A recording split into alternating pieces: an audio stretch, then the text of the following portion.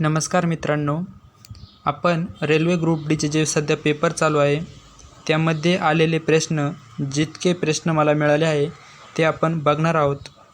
हे प्रश्न मराठीमध्ये आहे. ही महाराष्ट्रातील मुलांसाठी एक चांगली संधी आहे की मराठीमध्ये प्रश्न मिळत आहे, ते पण रेल्वे ग्रुप डीला आलेले. चला तर मग बघूया. प्रश्न क्रमांक पहिला. पहिल्या पंचवार्षिक योजनेच्या काळात पंतप्रधान कोण होते? असा प्रश्न विचारला गेला होता की पहिली पंचवार्षिक योजनेच्या काळात पंतप्रधान कोण होते? तर आपल्या सर्वांना माहीत आहे, पंडित जवाहरलाल नेहरू हे पहिल्या पंचवार्षिक योजनेच्या काळात पंतप्रधान होते. आणि पहिल्या पंचवार्षिक योजनेचा काळ किती होता? 1951 ते 56. परंतु पंतप्रधान हे 2 पंचवार्षिक योजनांच्या काळापर्यंत पंतप्रधान होते. म्हणजे 2 पंचवार्षिक योजना ह्या पंडित जवाहरलाल नेहरू यांच्या काळामध्ये झाल्या आहे. 1951 ते 56 आणि 56 ते 61.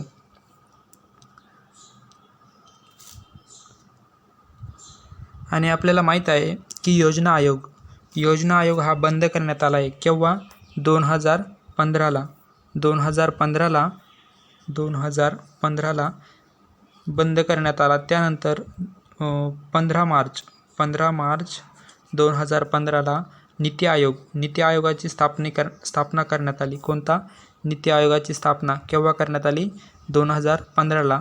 आणि आपल्याला माहीत पाहिजे नीती आयोगाचे अध्यक्ष कोण असतात? तर नीती आयोगाचे अध्यक्ष हे पंतप्रधान. म्हणजे सध्या कोण नीती आयोगाचे अध्यक्ष? तर पंतप्रधान कोण? नरेंद्र मोदी. पुढील प्रश्न बघा. मिल्क ऑफ मॅग्नेशियाचे पीएच मान काय? मिल्क ऑफ मॅग्नेशियाचे पीएच मान 10.5. मित्रांनो, पीएच मानवरती प्रश्न विचारले जातात. आपल्याला माहीत पाहिजे पीएच मान हे 7 असल्यावरती काय असते? उदासीन म्हणजे न्यूट्रल असते. त्यानंतर 7 पेक्षा जास्त असेल तर काय असते? अमलारी असते. काय असते? अमलारी. आणि 7 पेक्षा जर कमी असेल तर काय असते? ते अम्ल. काय असते? अम्ल. त्यामुळे वेगवेगळे पीएच आपण बघून जा, ते विचारले जातात. पुढील प्रश्न बघा. वनस्पती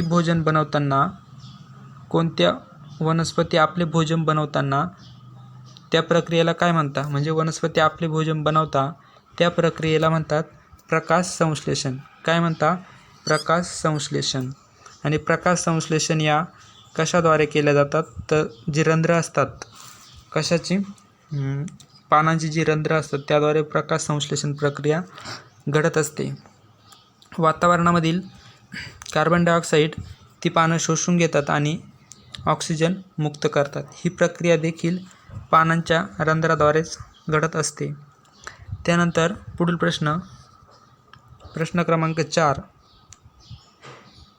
कुमाऊ हिमालय कोणत्या 2 नद्यांमध्ये आहे? तर सतलज आणि काली या 2 नद्यांमध्ये काय आहे? कुमाऊ हिमालय. मित्रांनो, 2 नद्या आणि त्यांमध्ये असलेली पर्वतरांग हे तुम्ही पाठ करून ठेवा. एक लक्षात ठेवा, नर्मदा आणि तापी यांच्यामध्ये कोणती पर्वतरांग आहे? तर यांच्यामध्ये आहे सातपुडा पर्वतरांग यांच्यामध्ये आहे. नर्मदा आणि तापी या दोघी उलट दिशेने वाहतात. उलट दिशेने म्हणजे पूर्वेकडून पश्चिमेकडे. हे देखील लक्षात ठेवा. आणि नर्मदा नदीवरती प्रश्न हे विचारले जातात. त्यामुळे नर्मदा नदी खूप महत्त्वाची आहे, ती करूनच जा. Statue of unity, Sardar Sarovar dam, Omkareshwar, त्यानंतर भरपूर काही नर्मदा नदीविषयी आहे. नर्मदा नदीलाच मध्य प्रदेशची जीवनवाहिनी देखील म्हणतात. पुढील प्रश्न. कलम 21 कशाशी संबंधित आहे? कलम 21 हे कशाशी संबंधित आहे? कलम 21 हे व्यक्ती स्वातंत्र्याचे संरक्षण या संबंधी आहे. मित्रांनो, स्वातंत्र्याचा जो अधिकार आहे, कलम 19 ते 22 कलम 19 ते 22 यामध्ये स्वातंत्र्याचा अधिकार आहे. त्यामधील हे कलम 21 आहे. जीवित व व्यक्ती स्वातंत्र्याचे संरक्षण करणे हा कलम 21 मध्ये दिलेला आहे. मित्रांनो, मूलभूत अधिकार याविषयी प्रश्न हे विचारले जातात. प्रत्येक शिफ्टला मूलभूत अधिकारावरती प्रश्न विचारले जातात. त्यामुळे मूलभूत अधिकार हे पाठच करून जा तुम्ही. मूलभूत अधिकार आपण फास्टमध्ये एक मूलभूत अधिकारांना रिव्हिजन मारू. मूलभूत अधिकार हे राज्यघटनेच्या भाग 3 मध्ये देण्यात आलेले आहे आणि कलम 12 ते 35 मध्ये मूलभूत अधिकार देण्यात आले आहे. समतेचा अधिकार, स्वातंत्र्याचा अधिकार, शोषणाविरुद्धचा अधिकार, धार्मिक स्वातंत्र्याचा अधिकार, शैक्षणिक व सांस्कृतिक अधिकार, घटनात्मक उपायांचा अधिकार.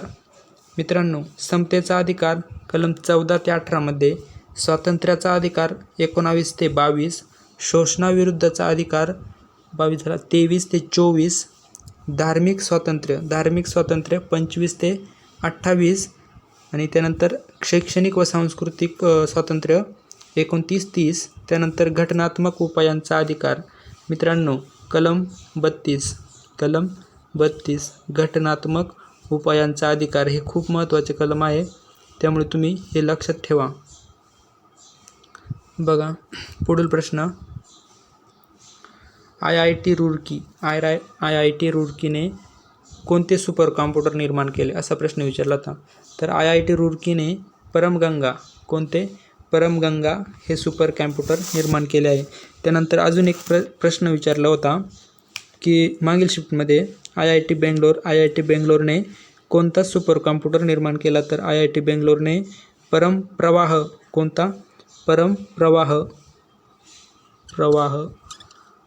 लक्षात ठेवा बेंगलोरने आणि रुड़कीने परमगंगा यावरती प्रश्न विचारला जातो मित्रांनी. त्यामुळे हे लक्षात ठेवा.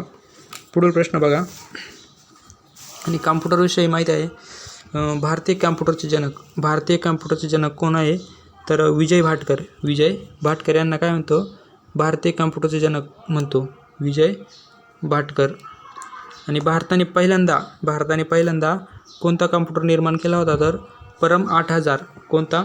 परम 8000 हा कॉम्प्युटर भारताने पहिल्यांदा निर्माण केला. आणि जागतिक पातळीवर कॉम्प्युटरचे जनक कोणाला म्हणतात. तर सेम्युलर यांना जागतिक पातळीवर म्हणतात. आणि भारतीय कॉम्प्युटरचे जनक विजय भाटकर. बघा पुढील प्रश्न.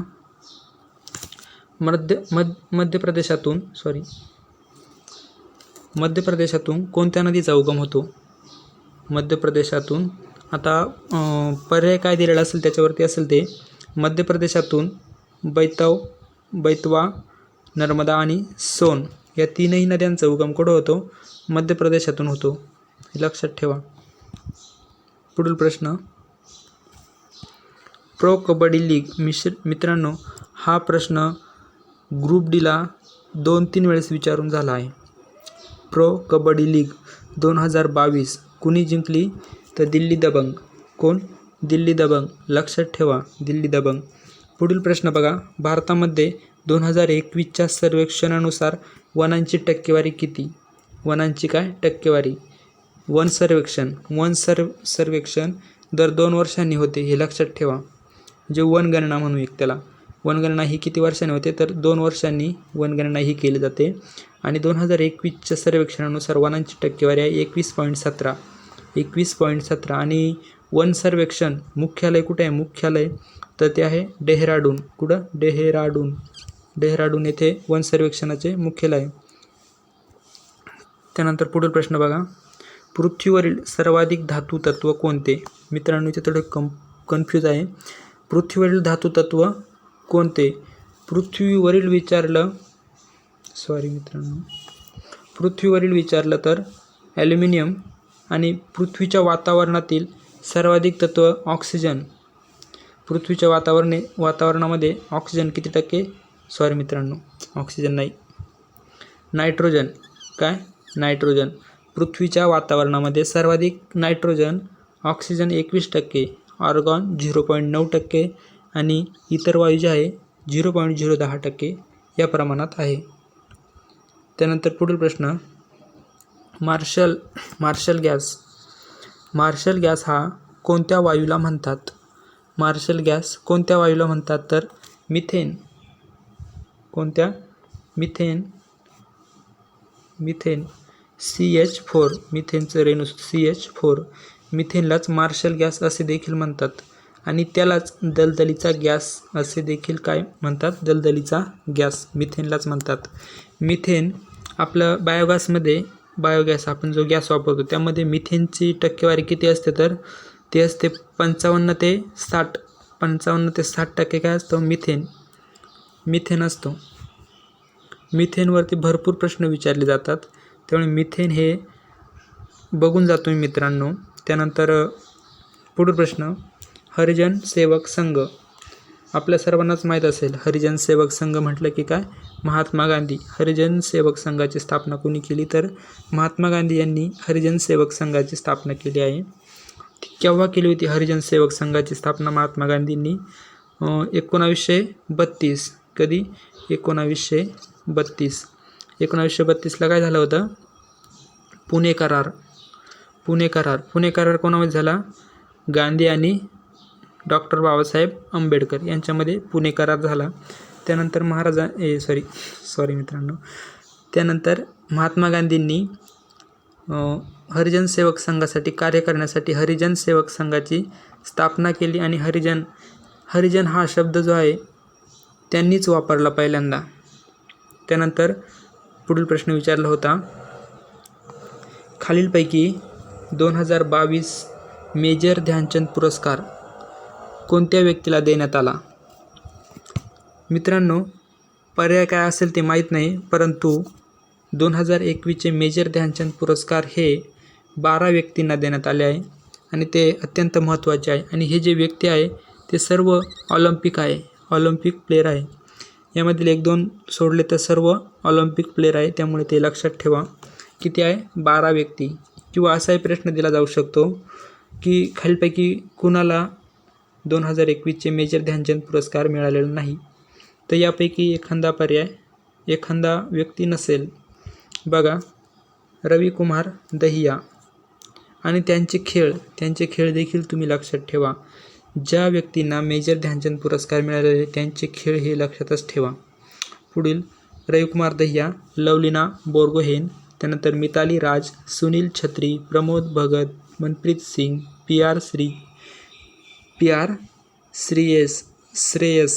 श्रेयस मित्रांनो, PR श्रेयस, अवनी लेखरा, कृष्णा नागर या व्यक्तींना 2021चा मेजर ध्यानचंद पुरस्कार देण्यात आलेला आहे. पुढील प्रश्न, खालीलपैकी कोणता धातू व अधातू नाही? म्हणजे धातूही नाही आणि अधातू देखील नाही. अधातूही नाही. ते आहे जर्मेनियम व सिलिकॉन.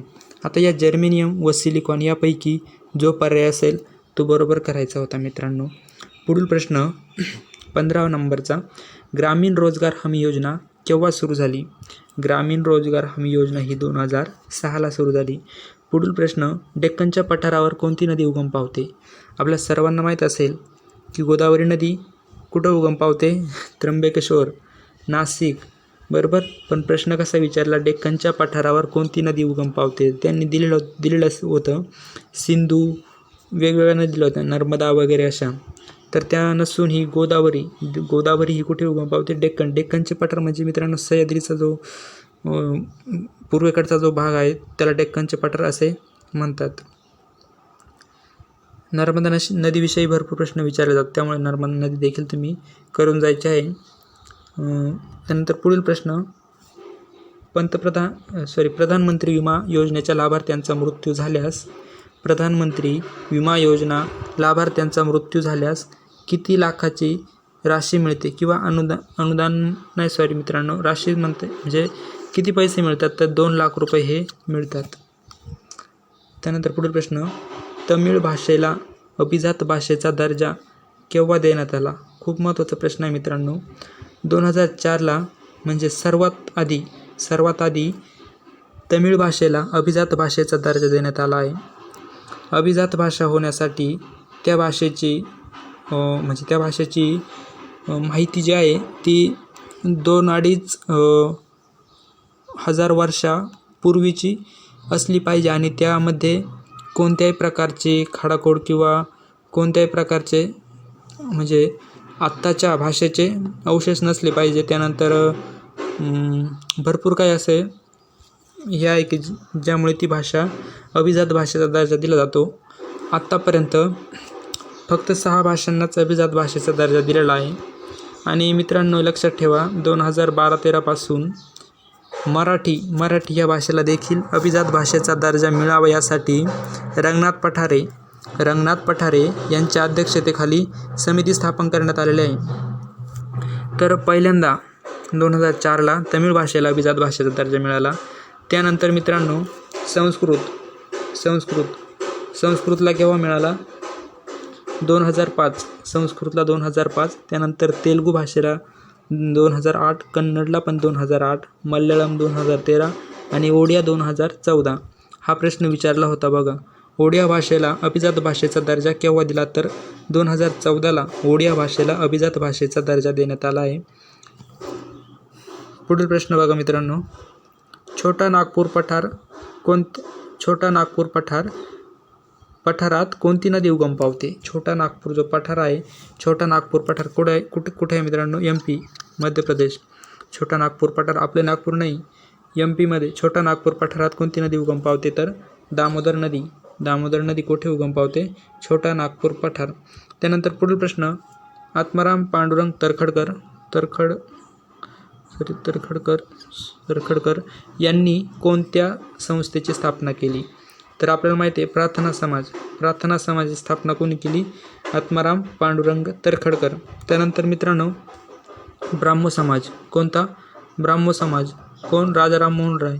त्यानंतर आर्य समाज दयानंद सरस्वती यांच्याविषयी ते काय म्हटले होते? वेदांकडे परत चला असे कोण म्हटले होते? दयानंद सरस्वती. आणि ब्राह्मो समाज राजा राममोहन राय.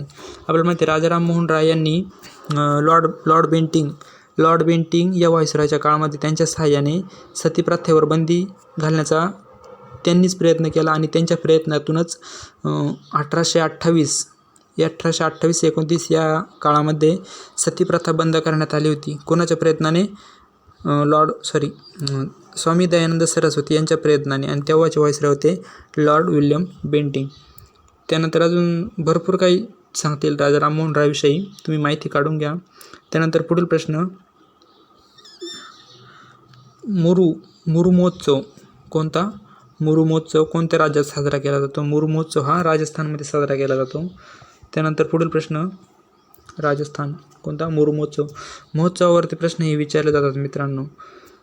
काला घोडा महोत्सव कुठे साजरा केला जातो? तर काला घोडा हा महोत्सव आपल्या महाराष्ट्रामध्ये साजरा केला जातो. आणि त्यानंतर गणेश उत्सव हा देखील महाराष्ट्रामध्ये साजरा केला जातो. त्यानंतर अजून उत्सव आहे. पुढील प्रश्न बघा. अजून महोत्सव ते हॉर्नबिल हा कुठे साजरा केला जातो?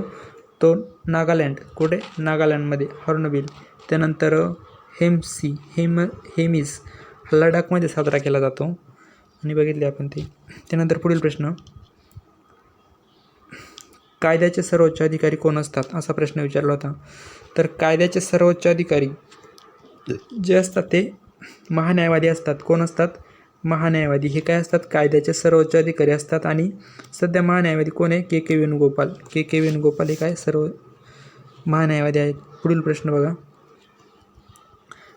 मानवी शरीरात सर्वात छोटे हाड कोणते?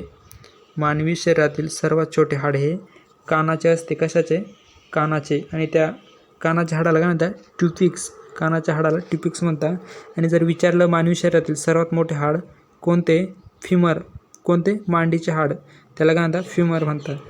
त्यानंतर पुढील प्रश्न. कोणत्या IITने DRDO सोबत संशोधन करण्यासाठी करार केला आहे? म्हणजे IITवरती भरपूर प्रश्न विचारला जातात. प्रत्येक शिफ्टला एक प्रश्न हा IITवरती असतो. त्यामुळे भारतातील वेगवेगळे IIT आहे, त्या तुम्ही बघून जा, मोजक्याच आहे.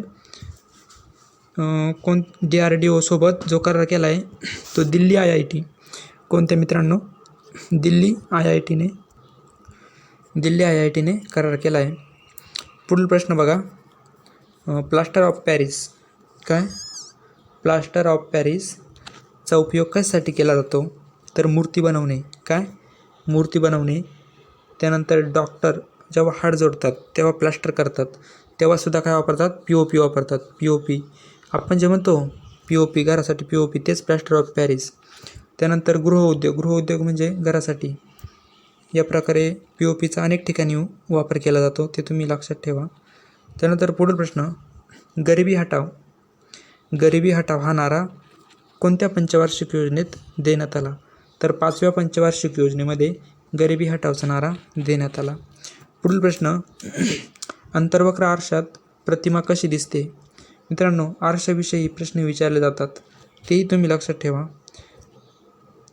तर अंतर्वक्र आरशात प्रतिमा कशी दिसते? सुलट दिसते, आभासी आणि अधिक मोठी, म्हणजे आहे त्यापेक्षा मोठी, आभासी दिसते आणि सुलट दिसते. त्यानंतर जो अंतर्वक्र आरसा आहे त्याचा उपयोग कशासाठी केला जातो बघा. सौर उपकरणे, म्हणजे आपले जे आहे सौर उपकरणे जे आहे त्यासाठी अंतर्वक्र आरशाचा उपयोग केला जातो.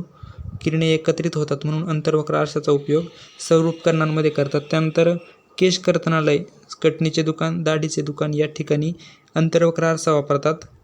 डॉक्टर जे आहे आपले दात, घसा, नाक, डोळे हे तपासण्यासाठी देखील अंतर्वक्र आरशाचा उपयोग करून ते तपासतात. त्यानंतर दाढीचा आरसा जो असतो तो अंतर्वक्र असतो. त्यानंतर बॅटरी, आपली जी बॅटरी असते तिचा देखील अंतर्वक्र असतो. त्यानंतर वाहनांचे हेडलाईट मित्रांनो, हे सुद्धा अंतर्वक्र आरशाचे असतात, हे तुम्ही लक्षात ठेवा. त्यानंतर पुढील प्रश्न.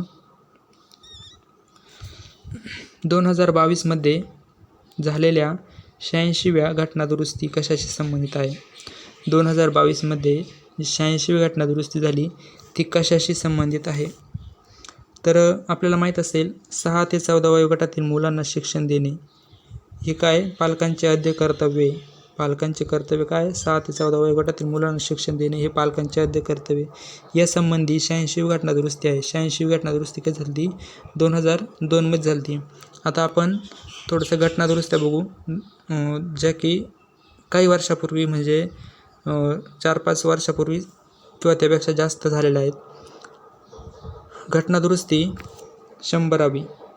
100वी घटनादुरुस्ती 2015 मध्ये झाली आणि ती काय होती? भारत बांगला यांचा भूसीमा करार होता, 15वी घटनादुरुस्ती. त्यानंतर 2015 मध्ये 100वी घटनादुरुस्ती. त्यानंतर घटनादुरुस्ती आहे 101वी घटनादुरुस्ती 2016 मध्ये GST संबंधी होती. GST विधेयक पास केले होते 2016 मध्ये. 101वी घटनादुरुस्ती 2016 GST विधेयक लक्षात ठेवा. घटनादुरुस्ती 102 काय? राष्ट्रीय मागासवर्ग आयोगाला घटनात्मक दर्जा देण्यात आला. राष्ट्रीय मागासवर्ग आयोगाला घटनात्मक दर्जा देण्यात आला. त्यानंतर घटनादुरुस्ती 103वी घटनादुरुस्ती काय? EWS म्हणजे काय? आर्थिकदृष्ट्या मागासांना केंद्राने किती? 10% आरक्षण दिले. त्यानंतर पुढील घटनादुरुस्ती 104वी घटनादुरुस्ती लोकसभा, विधानसभा निवडणुकांमध्ये आदिवासी जाती यांना 2030 पर्यंत, म्हणजे बघा अजून 10 वर्ष, 10 वर्षांनी वाढवतच चालले. जेव्हापासून स्वातंत्र्य मिळालं तेव्हापासून 10 वर्षांनी यांना आरक्षण हे तसेच ठेवण्यात येत आहे. आता 2030 पर्यंत, म्हणजे घटनादुरुस्ती 104वी केली. लोकसभा, विधानसभा निवडणुकांमध्ये आदिवासी जाती जमाती यांना आरक्षण म्हणजे तसंच ठेवलं आहे. त्यानंतर जे लोकसभा आणि राज्यसभेमध्ये अँग्लो इंडियनची सीट असते, ते अँग्लो इंडियनचे सीट जे आहे ते रद्द करण्यात आले आहे. अशा प्रकारे जी प्रश्न आली होती ती आपण बघितली. धन्यवाद. जय हिंद.